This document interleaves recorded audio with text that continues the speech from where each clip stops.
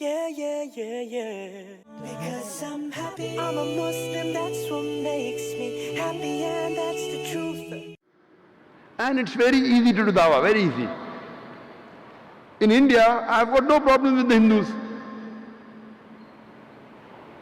I tell them that if you read Mahabharata is one of the sacred scriptures of the Hindus. If you read Mahabharata, there are more verses of fighting in Mahabharata than in the Quran.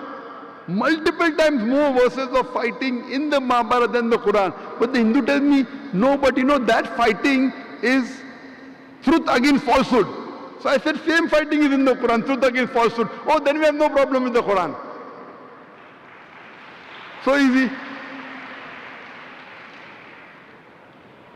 If you read Bhagavad Gita is the most widely read book among all the Hindu scriptures.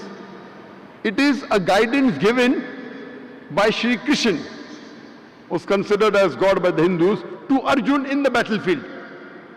If you read Bhagavad Gita chapter number 1, verse number 45, 46, 47, Bhagavad Gita chapter number 1, verse number 45 says, Arjun, he keeps all his weapons on the ground in the battlefield. In the battlefield, he keeps his weapon on the ground and says, I would prefer dying unarmed rather than fight my cousins. If you know Mahabharata, it's a story about cousins fighting among themselves. The Pandavas, who are 5, and Kauravas, who are 100. They're fighting among themselves. So Arjun says, I would prefer dying unarmed in the battlefield than fight my cousins. A few verses later, Bhagavad Gita chapter number 2, verse number 2 and 3. Shri Krishna, Almighty God of the Hindus, he gives his advice.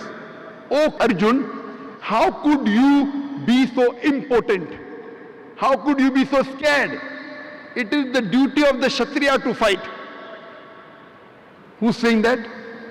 Shri Krishna is telling Arjun that it is the duty of the Kshatriya to fight. Now, if I tell that Shri Krishna is telling Arjun to kill his cousins, it will be devilish. It's quoting out of context. What Shri Krishna is saying, that for the truth, even if you have to fight your cousin, no problem. Be close to truth, as Quran says in Surah Nisa, chapter 4, verse 135. Ya ayyuhallazina amanu, oh you believe, stand out for justice as witness to Allah subhanahu wa ta'ala, even if it be against yourself, against your parents, against the relatives, whether it be rich or poor. But if I quote out of context, it will sound devilish. And many of the critics of Islam, they quote the famous hadith of Muhammad sallallahu alaihi wasallam, which I quoted earlier, that our beloved Prophet Muhammad sallallahu alaihi wasallam said in Sahih Bukhari, volume number 4, book of Jihad, hadith number 46, that if a mujahid is killed in the battlefield, he will go to paradise. Otherwise, Allah will bring him home safely with rewards and war booty. If you read Bhagavad Gita, chapter number 2, verse number 37, Shri Krishna is telling Arjun, oh Arjun, blessed are those people who get opportunity to fight. And if you die in the battlefield, you will go to Swarg, to paradise. Or if you come back safely, Allah will give you the booty of war.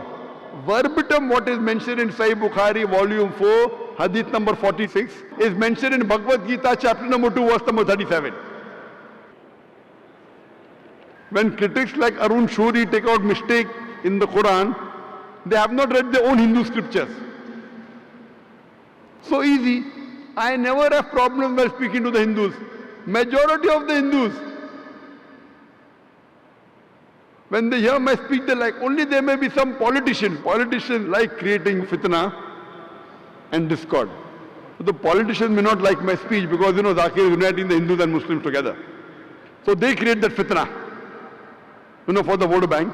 Otherwise, normally with the common Hindus, I've got no problem. I quote the scriptures for them to understand Islam better. We were taught beautiful things by this man, Prophet Muhammad, may peace be upon him. He taught us to love and to care for each other. That is the sunnah of the chosen one. Loving for